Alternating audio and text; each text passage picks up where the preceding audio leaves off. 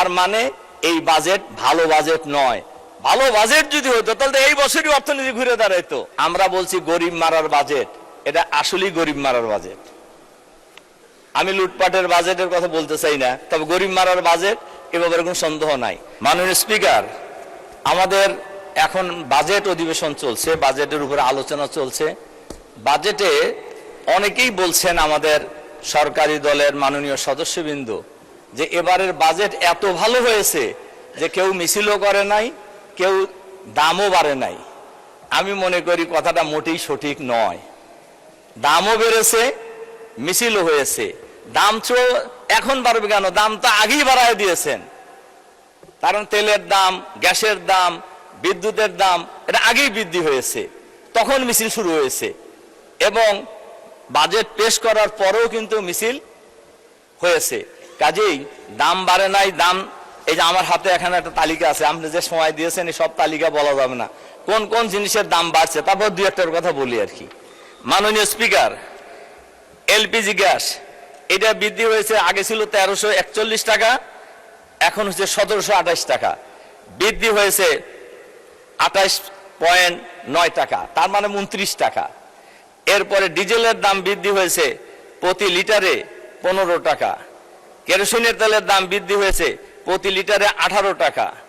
এরপরে পেট্রোলের দাম বৃদ্ধি হয়েছে প্রতি লিটারে, আগে ছিল 116 টাকা, এখন হচ্ছে 135 টাকা, 19 টাকা বৃদ্ধি হয়েছে। এইভাবে যদি আমি ধরি, ডিমের দাম প্রতি 1 ডজন ডিমের দাম ছিল আগে আপনার, ব্রয়লার মুরগির ডিম ছিল 100, প্রতি কেজি ছিল মুরগি 185 টাকা, এখন হচ্ছে 200 টাকা।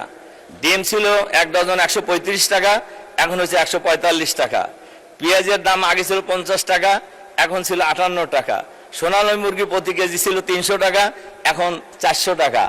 এখন আমাদের সরকারি দলে বন্ধুরা আসলে আদৌ বাজারে যান কিনা এটা হলো প্রশ্ন আর কি। বাজারে গেলে তো এটা টের পাইতেন আর কি। মাননীয় স্পিকার, এরপরে ওনারা অনেকেই বলছেন যে আমরা বলছি গরিব মারার বাজেট, এটা আসলেই গরিব মারার বাজেট।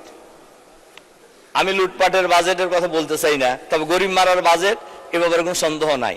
আপনার যে সমস্ত জায়গায় ভ্যাট ধরা হয়েছে তার মধ্যে মুদির দোকানেও ভ্যাট ধরা হয়েছে।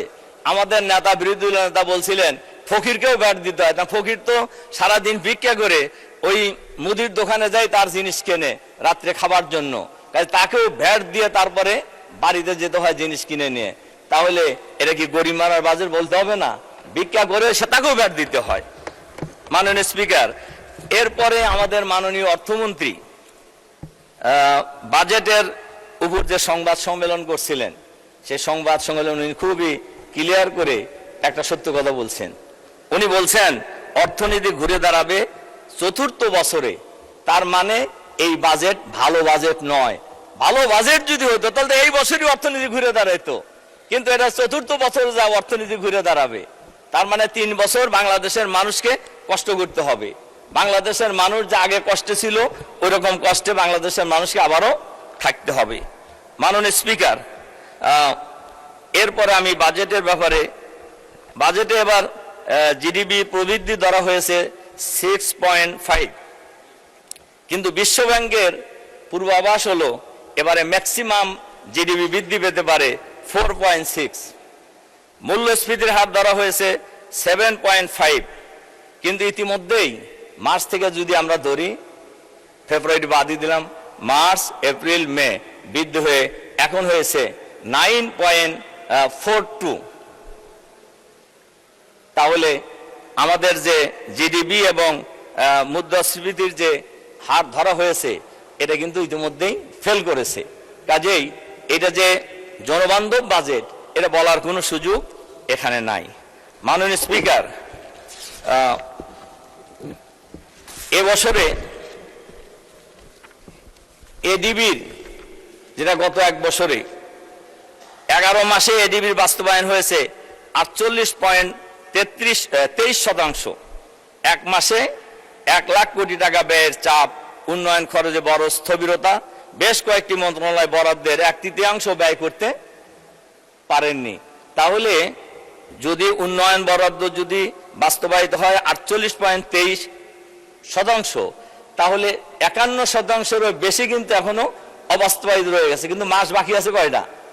এটা হলো 11 মাসের রিপোর্ট, 1 মাস।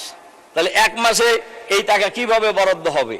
এবং এই যে তড়িঘড়ি করে বরাদ্দ, এই জায়গায় অফিসে আদালত থেকে শুরু করে সর্বত্রই লুটপাট হবে। এবং এই না হলে লুটপাট না করলে এত টাকা খরচ করবে কিভাবে? 11 মাসে 48% খরচ হয়েছে, আর 1 মাসে 51-52% খরচ হবে কিসের ভিত্তিতে? মাননীয় স্পিকার, সুতরাং এই বাজেট আসলে জনবান্ধব নয়, এটা আমরা বলতে পারি। মাননীয় স্পিকার,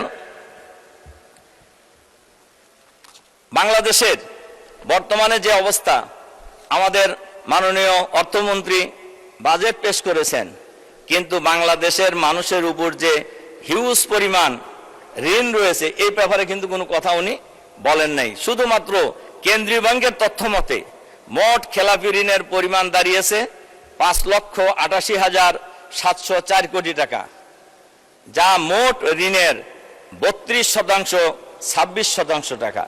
এটার বিরাট ব্যাপার। অথচ আপনার 3% কম খেলাপি ঋণ এমন ব্যাংকের সংখ্যা খুবই কম। কেবলমাত্র খেলাপি ঋণের কারণে ব্যাংকগুলো ঝুঁকির মাত্রা বেড়েছে। 3% কম হইলেই বিদেশিরা এটাকে ঝুঁকিপূর্ণ মনে করে, আর এখানে আমাদের এখন 32.26% আসলে ঋণের মোট ঘাটতি কিন্তু রয়েছে, সমান খেলাপি ঋণ রয়েছে, যেটা 2009 সালের জানুয়ারিতে আওয়ামী লীগ যখন ক্ষমতায় আসে, এর আগে আমাদের 4 দলীয় জোট সরকারের পরে ব্যাংকের খেলাপি ঋণের পরিমাণ ছিল মাত্র 22,000 কোটি টাকা, 22,481 কোটি টাকা। কিন্তু এখন ব্যাংকের খেলাপি ঋণের পরিমাণ দাঁড়িয়েছে 5,88,704 কোটি টাকা।